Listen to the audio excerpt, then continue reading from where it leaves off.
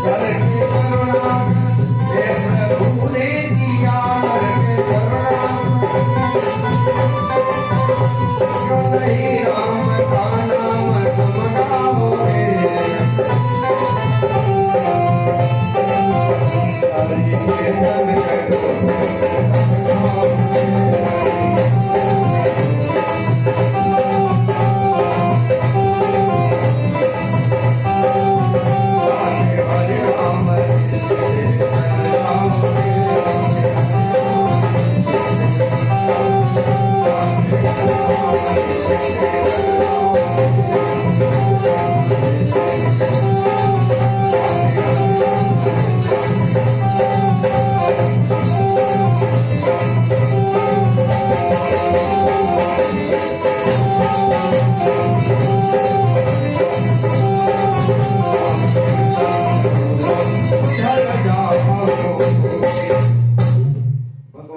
कीर्तन सुधर जाओ, क्योंकि भगवान के नाम ने करोड़ों से करोड़ों पापियों के जीवन को सुधार कर दिया। इसे बाबा तुलसी ने लिखा है, नाम प्रभाव जान शिवनी को।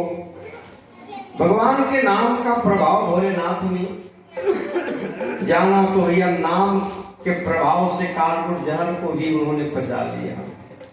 नाम के प्रभाव को मीरा जानी, प्रभु के नाम को मीरा जपी, तो जिस रावण ने जहर भिजवाया था वो जहर भी अमृत के रूप में बदल गया। मीरा का जीवन सुधर गया, वाल्मीकि का जीवन सुधर गया, और कलिकाल में कितने पापियों का जीवन सुधर गया। कहा कि राम केवल तापस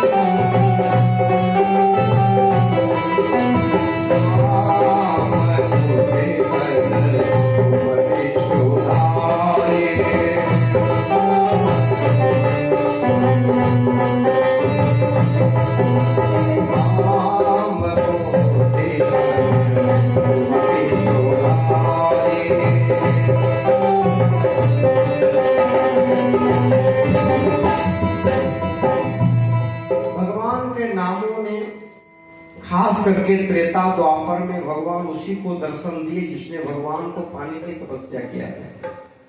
लेकिन कलयुग में कहा कोटि खल कुमति सुधारी। कलिकाल में भगवान का नाम पापी से पापी भी अगर जपे हैं तो परमात्मा उसके पाप को धो डालता है, उसकी मति जो है ना सुधर जाती है, उसका संस्कार सुधर जाता है।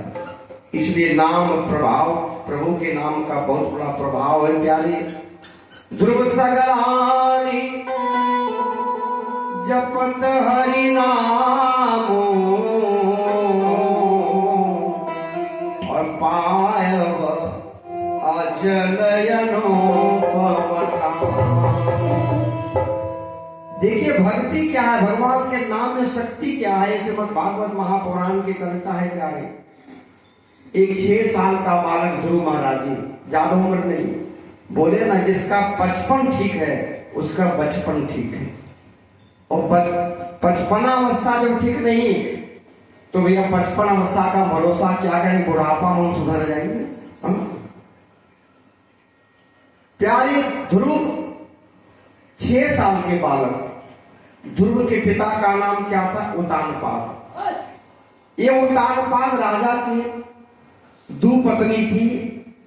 एक पत्नी का नाम था सुनीति और दूसरी पत्नी का सुरुचि। और सुनीति और सुरुचि में क्या अंतर है? सुनीति का अर्थ क्या, सुनीति कौन है और सुरुचि कौन है? आज भी समाज में सुनीति है, आज भी सुरुचि है। सुनीति वो है जिसकी नीति अच्छी है, जिसकी नीति अच्छी है, चेहरा नहीं, नीति, ईमान, व्यवहार, वो है सुनीति, सद्विचार, सद्विवेक। और सुरुचि वो है जिसको अपने श्रृंगार पर, चेहरा पर रुचि है, वो है सुरुचि। राजा उत्तानपाद के दो पत्नी। एक दिन ध्रुव जी पिता के गोद में बैठे थे। जब सौत मां गई सुरुचि ने, तो सुरुचि ने एक पुत्र को जन्म दिया था जिसका नाम उत्तम था, और सुनीति ने एक पुत्र को जन्म दिया जिसका नाम ध्रुव था। ध्यान दीजिएगा, भक्ति क्या है।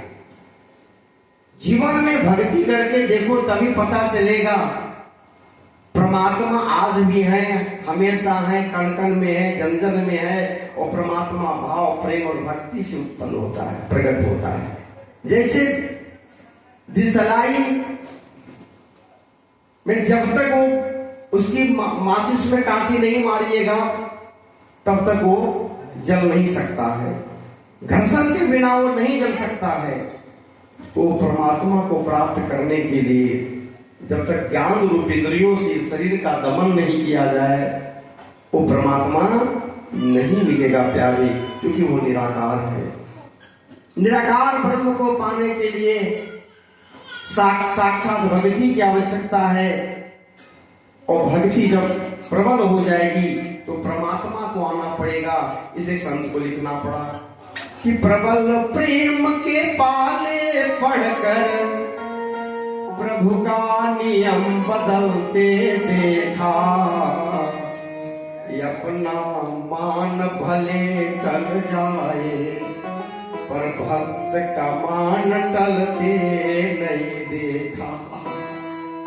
परमात्मा का तो मेरा मान चला जाए कोई बात नहीं है, लेकिन मैं भक्त का मान जाने नहीं दूंगा। इसलिए कहा कि प्रबल प्रेम के पाले पढ़कर प्रभु का नियम बदलते देखा, अपना मान भले टल जाए पर भक्त का मान टलते नहीं देखा।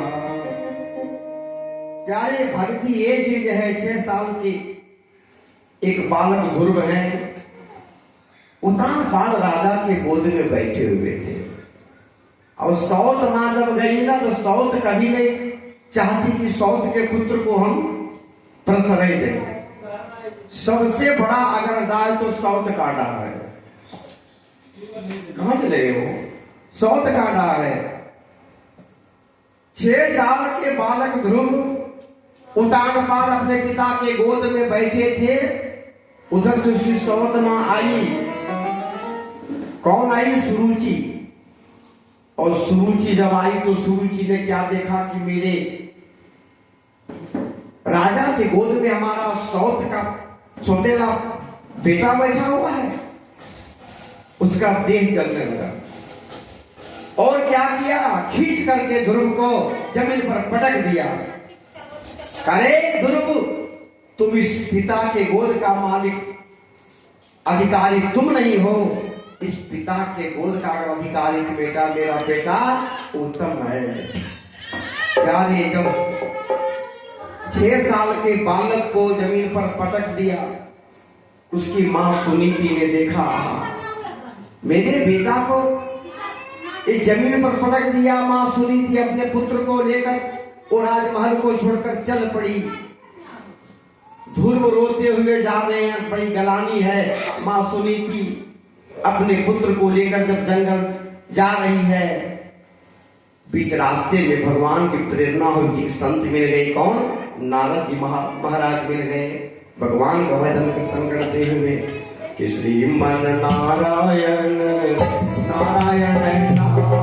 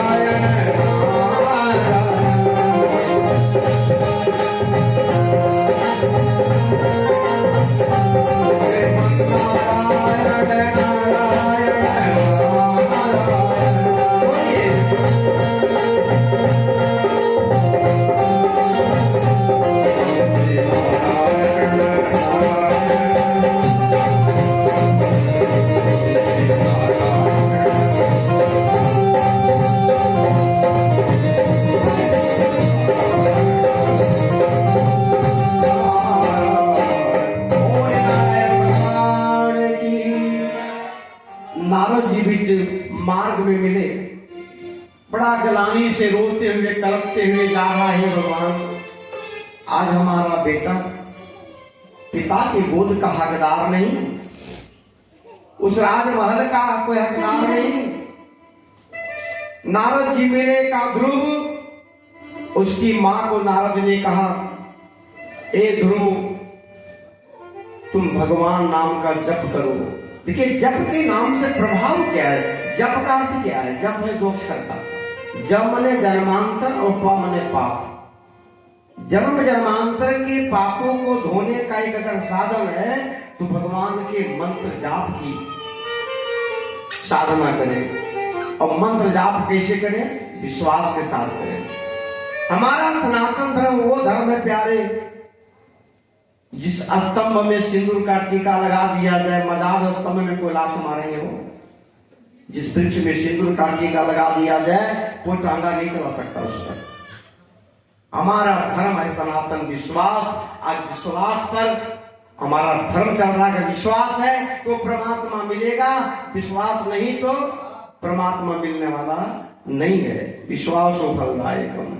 नारद ने कहा, बेटा ध्रुव तुम यही जंगल में खड़े होकर के तुम 12 अक्षर मंत्र का जाप करो। देखिए भागवत में 18,000 श्लोक है, 12 स्कंद है, सप्ताह यज्ञ है। अब भागवत का मूल मंत्र क्या है, 12 अक्षर का ओम नमो भगवते वासुदेवाय। ये 12 अक्षर का मंत्र है। 12 अक्षर का मंत्र अगर आप जप लिए तो जानो मैंने संपूर्ण भागवत का मक्खन प्राप्त कर लिया। प्यारे ध्रुव जी को उपदेश किया नारद जी ने, बेटा एकाग्रचित होकर के शुद्ध विचार से विश्वास के साथ भगवान का तुम जप करो। ना वो कभी राजा रहेगा, ना राजा का महल रहेगा। इस सारे राजा को भी जाना पड़ेगा, महल को छोड़ना पड़ेगा, टाली को छोड़ना पड़ेगा। जिस पत्नी की माया में या पति के माया में फंसे हुए हैं, पुत्र के मोह में फंसे हैं, ये सब एक दिन छोड़ देना होगा। अगर तुम भरोसा है, विश्वास है, तुम भगवान नाम का जप करो। ध्रुव जी एक पैर पर खड़े हो गए। 6 साल का बालक है। 6 साल के बालक श्वास गति रोक दिया और कैसे जप रहे, मंत्र का कैसे जाप करना चाहिए, ये भगवान श्री राम ने सबरी को पंपा सरोवर में बताया। अगर सबरी भगवान से कहे, प्रभु मैं अधम थे अधम जग नारी, तापो मैं मति मंद गमारी। भगवान ने कहा, सबरी हमें जाति से मतलब नहीं, हमें भाव और प्रेम से मतलब। भगवान का नाम कैसे जपना चाहिए कि मंत्र जाप दृढ़ विश्वास, मंत्र जाप मम दृढ़ विश्वास,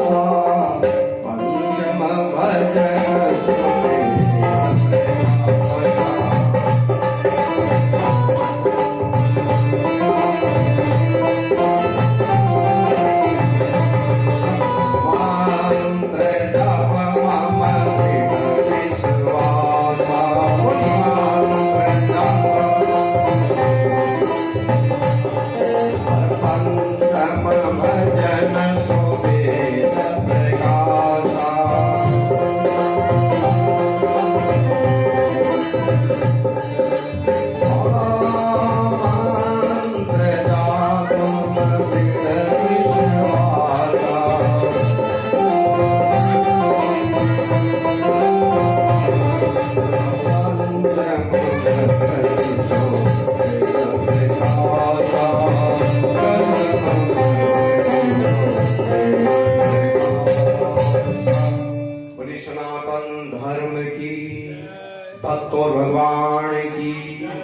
प्यारे भगवान को अगर धरा धाम पर बुलाया ना तो भगवान को भक्त नहीं बुलाया, भक्त नहीं परमात्मा को धरा धाम पर चाहा तो प्रकट करा दिया, जिस रूप में चाहा भगवान को आना पड़ा।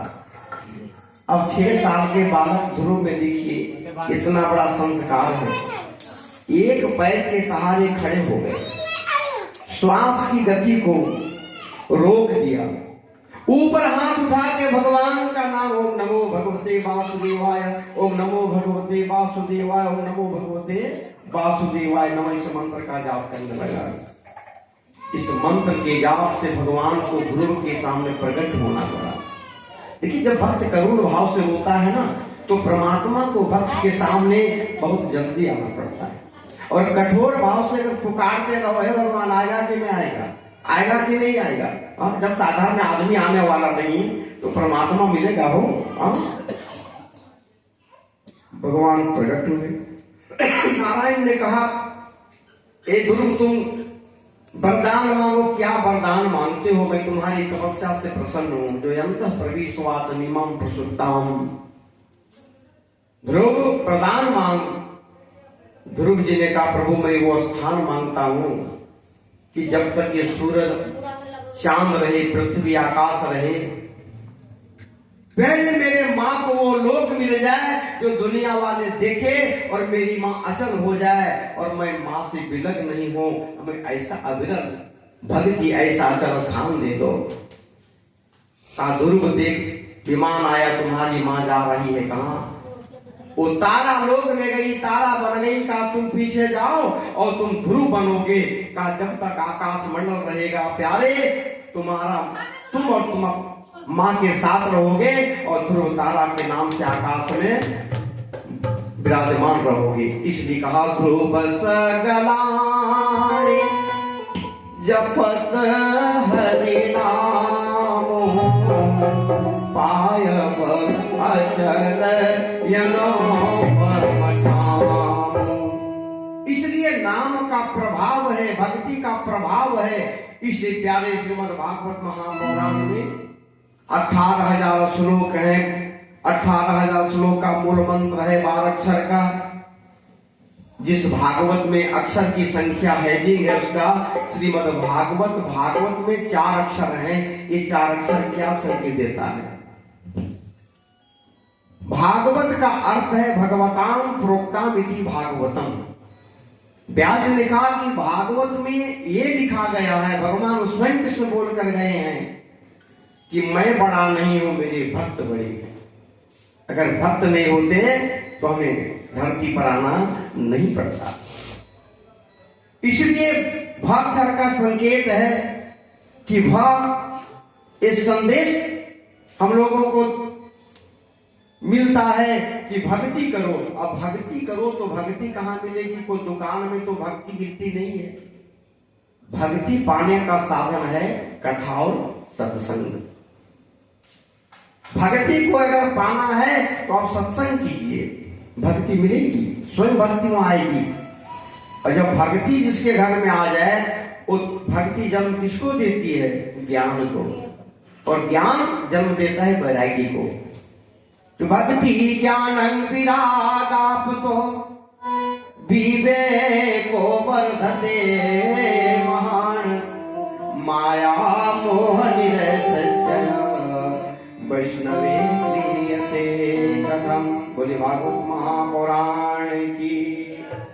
तो भक्ति आती है सत्संग में, कथा में, और भक्ति जहां होती है वहां स्वयं भगवान आते हैं। और भगवान आते तो भगवान क्या है? ज्ञान का स्वरूप है। परमात्मा कौन है? ज्ञान का स्वरूप है।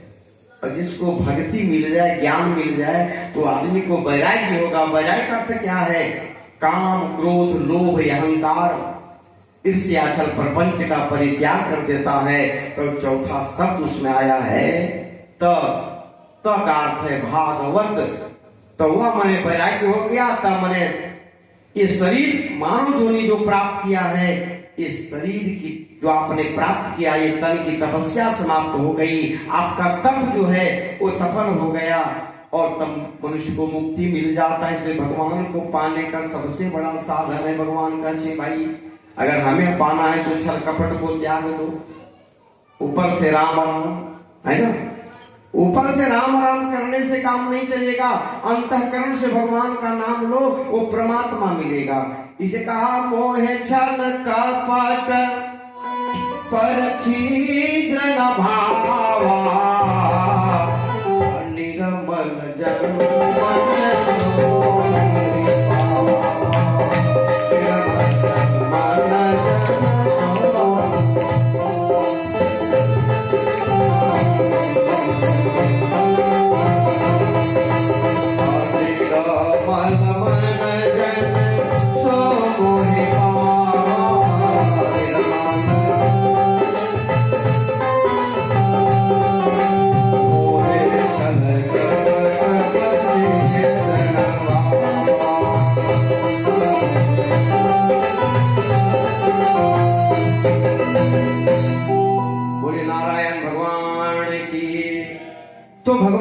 कहते मोहे छल कपट पर छिद्र न भावा।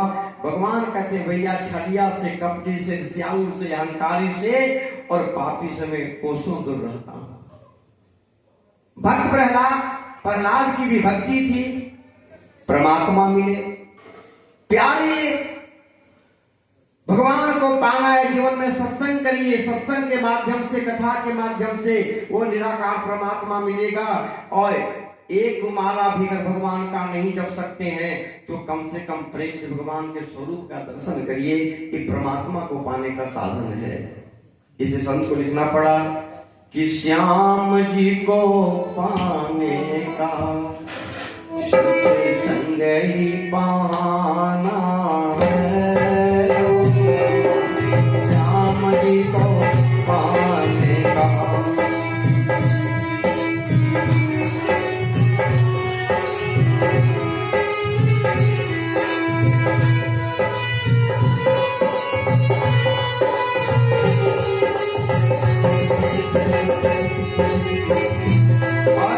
श्याम जी को पाने का सत्संग ही पाना है।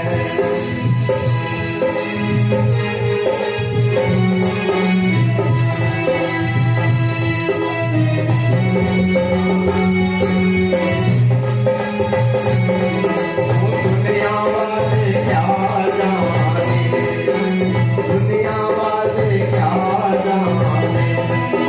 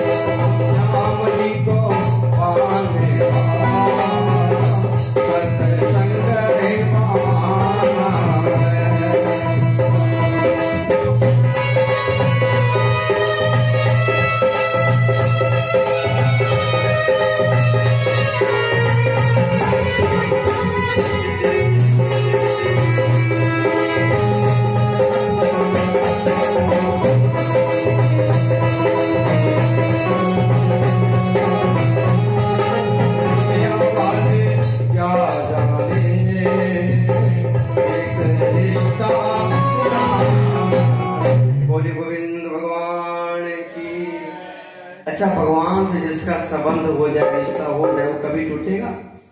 यहाँ का रिश्ता टूटता है, लेकिन परमात्मा के साथ जिस जीवात्मा का संबंध हो जाए प्यारे, वो जन्म जन्मांतर में, हर घाट में, हर जगह परमात्मा हर मोड़ में मिलता है। इसलिए भागवत की परिभाषा है भगवताम प्रोक्तम इति भागवतम। ये भागवत भक्तों की गाथा गाई गई है।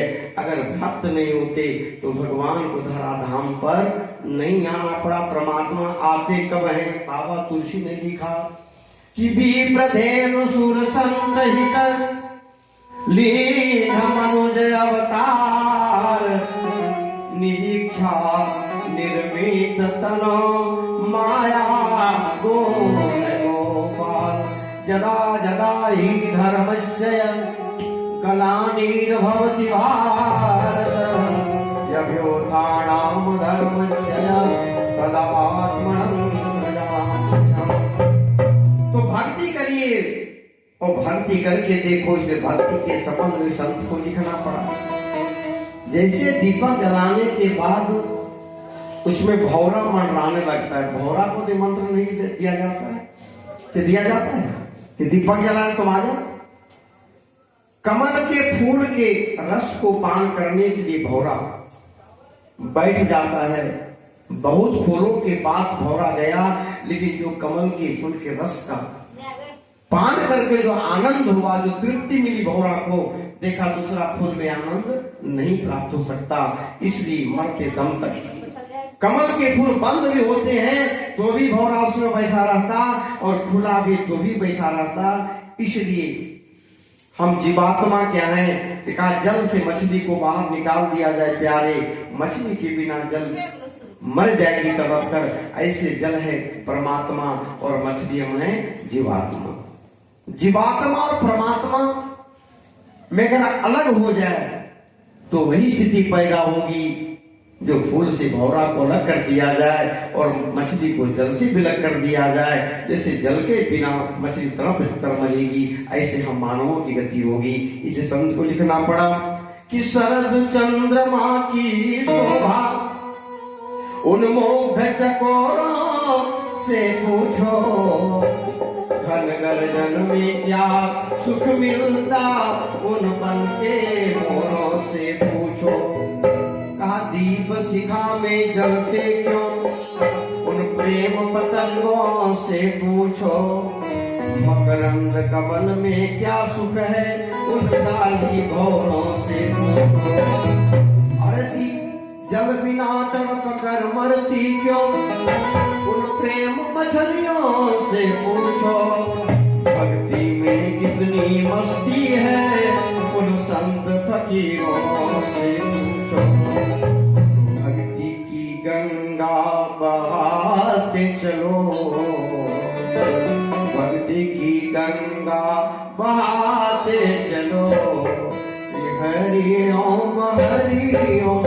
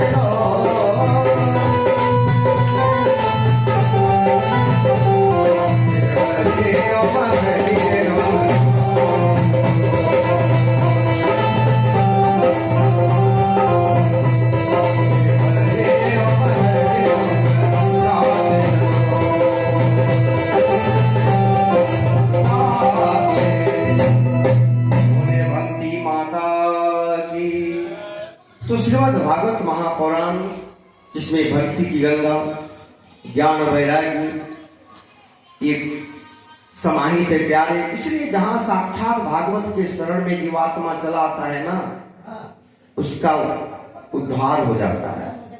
देखिए भागवत है क्या?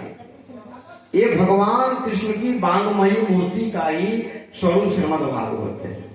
जब द्वापर का अंत हो गया, कलयुग का आगमन होने वाला था, उस क्षण भगवान कृष्ण के परम सखा का नाम था उद्धव महाराज। उद्धव जी भगवान के सामने अश्रुपात करने लगे, रोने लगे। भगवान कन्हैया ने कहा, उद्धव क्यों रो रहे हो? अश्रुपात कर रहे, क्यों रो रहे हो? क्या कारण है रोने का? उद्धव जी ने कहा, हे भगवान, ये घोर प्रचंड कलिकाल आने वाला है। कलियुग जब आएगा तो धर्म को बंधक बनाएगा, सत्य को बंधक बनाएगा, पवित्रता को या पवित्र करने का प्रयास करेगा। लेकिन कथा में एक दशा नाश हो जाए तो मत पूछिए, है ना? हाँ, अगर हजारों का टिकट है तो पहले बुकिंग सीताराम को। कल कलयुग का आगमन होगा। प्रभु कलयुग में कलुषित प्राणियों का उद्धार कैसे होगा, मुक्ति कैसे मिलेगी? और हे प्रभु, भक्तों को आप कहां मिलोगे? भक्तों को कहां मिलोगे? भगवान श्याम सुंदर ने कहा, हे कृष्ण, अर्जुन एक उद्धव का कलयुग में मैं भी भक्तों से दूर नहीं रहूंगा। अगर मेरा दर्शन करना हो, भगवान श्याम सुंदर को पाना है, तो श्रीमद् भागवत ही भगवान कृष्ण की वांगमयी मूर्ति है, जिसमें भक्ति ज्ञान वैराग्य की गंगा प्रवाहित होगी और जिसमें साक्षात कृष्ण दर्शनम। ये भागवत ही गोविंद के दर्शन करने का साधन है। ये भागवत कोई कागज की पन्नी नहीं है। ये भागवत भगवान के पाने का साधन है। ये भागवत ग्रंथ जो है ना, ये भैया कलयुग में सबसे बड़ा मुक्तिदायिनी है। और सर्वप्रथम भागवत की कथा को इस मृत्यु लोक में अगर किसने सुना था तो राजा परीक्षित ने सुना था। राजा परीक्षित महाराज को ये भागवत कथा सुनने का सबसे पहले मिला। और क्यों मिला? चूंकि राजा परीक्षित महाराज की कथा सबको नहीं मिलती। घर मिल जाए, एक भिखारी कटोरा लेके निकल जाए ना, तो 10, 20, 50 रुपया कमा के चला आएगा। लेकिन कथा दुर्लभ से मिलती है, सुलभ से नहीं मिलती है। इसलिए संत को लिखना पड़ा कि कोई तन दुखी, कोई मन दुखी, दुखिया सारा संसार, थोड़ा थोड़ा सब दुखी, सुखी गोविंद के दास। जिसको खूब है वो भी दुखी है, जिसको नहीं वो भी दुखी है। कोई सुखी संसार में नहीं। बड़े बड़े के पास चले जाइए, इतना समस्या सुनाएगा जो मत पूछिए। संसार में अगर सबसे बड़ा सुखी है तो भगवान के परम भक्त सुखी हैं। अंत में वही सुख, वही परम धाम मोक्ष देता है। एक बार एक अर्जुन को मोह हो गया था कि संसार में प्रभु हमारे सामने कोई भक्त नहीं है। अर्जुन को लेकर भगवान चले। एक बुढ़िया बेचारी भीख मांगती थी, एक झोपड़ी में रह रही है, भिक्षा मांगती है और अपनी झोपड़ी में गुजर बसर करती थी। जब भगवान कृष्ण गए, बुढ़िया मैया निकली, भगवान भेष बदल दिया, संत के भेष में गए। बुढ़िया माता निकली, बाबा के चरण में गिर पड़ी, भगवान कृष्ण के चरणों में। तो जब कोई चरण में गिरते आशीर्वाद देते हैं, भगवान ने कहा जाओ तुम्हारा जो झोपड़ी भी समाप्त हो जाए। आज के जमाना में कहा तो वही साहब, तो बिना मार खाए कोई उपाय नहीं दिया। भगाओ ये पंडित को, भगाओ ये साधु को, भगाओ ये दुनिया को श्राप देने आया है। अब अर्जुन का दिमाग ठनका का है, भगवान कितना बढ़िया बुढ़िया आई, आपके चरण को धोई और प्रणाम किया, आशीर्वाद देना चाहिए था कि झोपड़ी से महल बन जाए। आपने ऐसा क्यों वरदान दिया? कहा मैं यही रहता हूं, जाओ बूढ़ी माता खुश है कि नाराज है, जाके पूछ के आओ। अर्जुन गए, कमैया अभी तो आपको महात्मा जी ने वरदान दिया कि झोपड़ी तुम्हारा समाप्त हो जाए, तो इसे तुम दुखी हो कि सुखी हो? का क्या बताएं, मैं बड़ा सुखी हूं। का क्यों? का यही झोपड़िया पर मेरा मन लगा रहता था, कहीं भी जाती थी तो झोपड़ी पर मन था, झोपड़ी भी नहीं तो कहीं राम मोहे जुट गया, वो भगवान का कीर्तन करूंगा। बोले गोविंद भगवान की जय। प्यारे श्रीमद् भागवत महापुराण की चर्चा बोले ना, इस कलयुग में सब मिल जाए, मकान मिल जाए, परिवार मिल जाए, दुकान मिल जाए, सब कुछ मिल जाए, ये आसान है। लेकिन कलयुग में भगवान की कथा मिलना बड़ा कठिन है। ये भागवत का श्लोक है। कथा सुनते कौन है, सत्संग कौन करते हैं, दान सेवा कौन करते हैं, यज्ञ कौन करते हैं। कि भाग्योदय न बहु जन्म समर जितेनम सत्संगम लभते पुरुषो जनावै। व्यास भगवान ने लिखा कि सत्संग करने का अवसर जिसको मिल जाए उससे बड़ा पुण्यात्मा, उससे बड़ा सुखी और उससे बड़ा भाग्यशाली संसार में कोई नहीं होता। अभी तो कहते फलाना 5 बेटा वाला है, वो बड़ा भाग्यशाली है। अब 5 बेटा वाला को बाप को पूछो क्या स्थिति बना हुआ। सुखी है प्यारे तो एक प्रभु के भजन करने वाले, सत्संग करिए, कथा सुनिए, जीवन के कल्पकाया को सुधार देगी कथा। इस भाग्योदयेन बहुजनम समर्जितेनम सत्संगम लभते पुरुषो जदावै। अज्ञान हेतु मोह मदांधकारम। मनुष्य के अंदर जो मोह माया भरा हुआ है ना, एक कचरा को दूर करने का साधन ये भगवत कथा है। और भगवान की कथा सुनना आसान भी नहीं है। इसे भजन के बाद आगे चर्चा होगी। बोलिए राजा रामचंद्र भगवान की, गोविंद भगवान की जय। जय श्री सीताराम। जब कोई नहीं आता, जब कोई नहीं आता, मेरे श्याम आते हैं। मेरे दुख के मेरे दुख के दिनों में बड़े काम आते।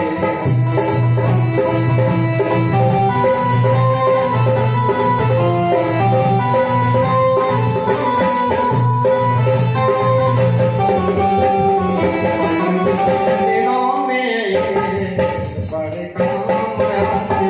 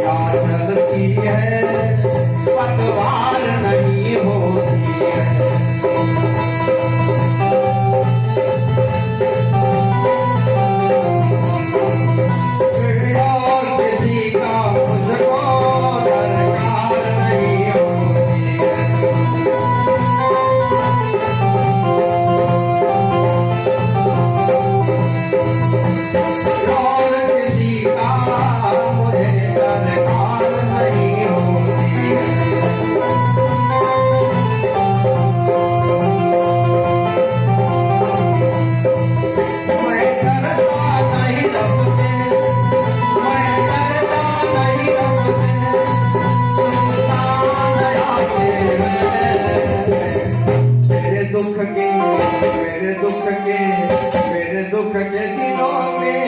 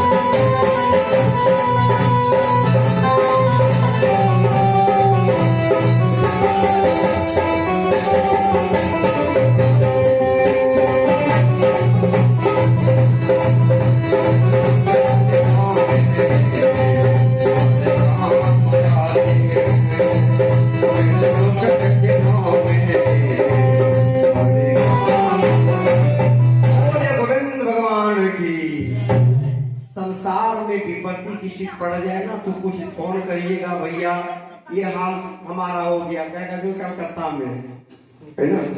देखिए परमात्मा भक्तों के विपत्ति को, पीर को हरने के लिए एक बार नहीं अनेकानेक बार आए हैं। इसलिए श्रीमद् भागवत महापुराण की जो कथा है प्यारे, ये जानते हैं इसमें भक्तों की कथा है और लिखा है कैसी ये है, कैसा रस है भागवत का। पीबतम भागवतम रसमालयम, पीबतम भागवतम रसमालयम, रसमलाई से भी मीठा ये भागवत कथा का रस है। का रसमलाई को अगर रोज पीते रहोगे ना तो एक दिन मन उबेगा कि अब खाने का मन नहीं करेगा, रोज क्या खाएं। लेकिन भागवत रूपी और राम रूपी कथा ऐसी कथा है जो जीवन में सुनते रह जाइए, लेकिन इसका अंत नहीं है और सुनते सुनते आपका हृदय गदगद हो जाएगा।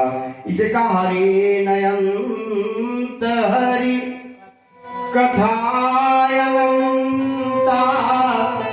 गावहि वेद पढ़े सब संता।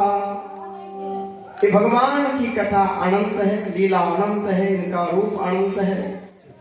लेकिन भगवान बड़े दयालु का पिबतम भागवतम रसमालयम पूछा कितना बार पीना चाहिए। अच्छा अगर एक फल किसी दांत वाले को दे दिया जाए तो दांत वाले तो आसान से चिबा लेंगे, वो चिबाएंगे कि नहीं चिबाएंगे। और बिना दांत वाले को दिया जाए तो क्या ये चिबा पाएगा। का भागवत कथा का रस ऐसा रस है कि दांत वाले भी और बिना दांत वाले भी ये रस को पान करके अपने जीवन को सार्थक बना सकते हैं। अमृत से बढ़कर भागवत की कथा है प्यारे।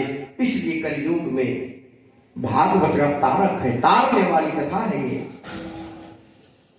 नैमिषारण्य क्षेत्र में 88,000 संत उपस्थित हुए। सूत जी महाराज सोने के सिंहासन पर विराजमान हुए। सारे संत सूत जी महाराज की वंदना करते हैं कि नमस्ते अस्तु व्यास विशाल बोधे फुलारविंदा जगपत्र नेत्र कि जेनम त्वया भारत तैल पूर्ण प्रज्वालितो ज्ञानमय प्रदीप।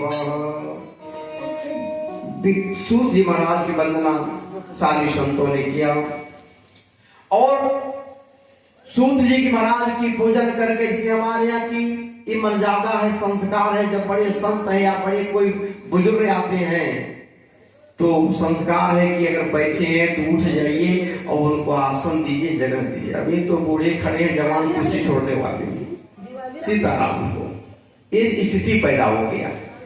अरे संस्कार सीखो प्यारे, संस्कार बाजार में नहीं मिलेगी और संस्कारी बनोगे तो समाज में आपका नाम जब फैलेगा। बहुत तो सोचते हैं कि पर्सनालिटी है, हम कुर्सी कैसे छोड़ दें। प्यारे, चाहे जाति बयादरी में कोई भी हो, लेकिन उम्र में अगर अधिक है तो उसका कदर करना हमारा धर्म होता है। इस सनातन है। सारे संत खड़े हो गए, सूत महाराज की वंदना किया और सूत जी महाराज से निवेदन किया, प्रभु कथा श्रवण कराइए, कथा सुनाइए। भागवत में कथा सुनाने के पूर्व सूत जी महाराज ने सावधान किया कि परमात्मा का ध्यान करो। श्री कृष्णम नारायणम वंदे, कृष्णम वंदे ब्रज प्रयाम। क्या नाम है? आयुष कुमार के तरफ से भगवान के चरणों में 100 रुपये दान आए हैं। शुभ आशीर्वाद बोले गोविंद भगवान की। लगता है कोई भोजन पानी की व्यवस्था में लोग व्यस्त है ना।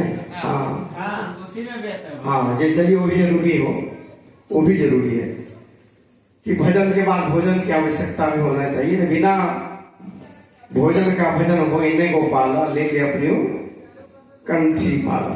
बोलिए गोविंद भगवान की। अच्छा, भोजन तो भैया लोग बनाते, मैया लोग कहाँ चली गई? सीताराम हो। बोले राजा रामचंद्र भगवान की, गोविंद भगवान की। आई तो पावन नाम फिर आगे चर्चा। बोले गोविंद भगवान की, श्री सीता रामचंद्र जी महाराज की, सनातन धर्म की जय जय श्री राधे। तो गोविंद जय जय, गोपाल जय जय, गोविंद जय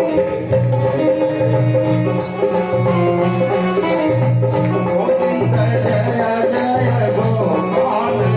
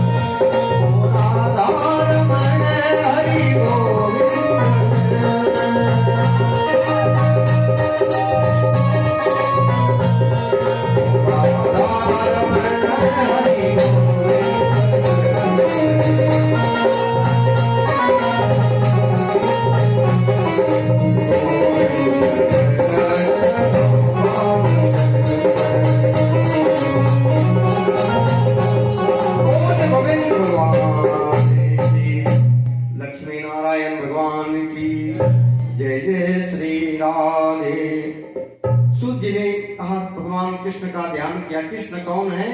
कृष्णम नारायणं वंदे। ये भागवत के प्रथम अध्याय का प्रथम श्लोक है। कृष्णं नारायणं वंदे कृष्णं वंदे ब्रज प्रियाम, कृष्णं द्वैपायनो वंदे, कृष्णं वंदे पृथासुतम। क्योंकि भगवान विष्णु ही त्रेता में राम बने, वही राम द्वापर में कृष्ण का रूप में प्रकट हुआ। का सचिदानंद रूपाय विशोत्पतयाति हेतवे, तापत्रय विनाशाय श्री कृष्णाय वयं नमः। सच्चिदानंद का संधि विच्छेद है सत जुड़ चित जुड़ आनंद। भगवान सत हैं जिनका चित्त हम सभी को मोहित कर देता है, और जो आनंद देता है वो सच्चिदानंद है। एक नाम भगवान का, भगवान के सहस्त्र नाम में एक नाम आनंद है। अब लोग कहते हैं आनंद तो बहुत प्रकार है, कोई धन पा के आनंद है, कोई गोली खा के आनंद है, कोई परिवार पा के आनंद है। आनंद ही आनंद, वो आनंद क्षणभंगुर है। आनंद नाम किसका? वो परमात्मा ठाकुर का। जब भगवान देवकी के गर्भ से कंस के जेलखाने जब प्रकट हुए थे, जन्म लिए थे, तो आनंद नंद बाबा के यहाँ क्या मना रहे था कि नंद घर आनंद भयो। बोलिए नंद घर आनंद भयो, जय कन्हैया की।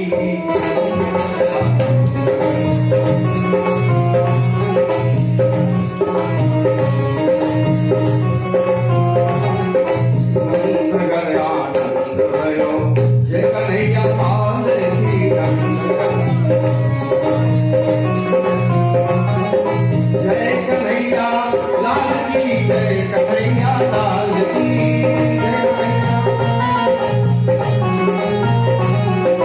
नंद घर आनंद भयो, जय कन्हैया लाल की।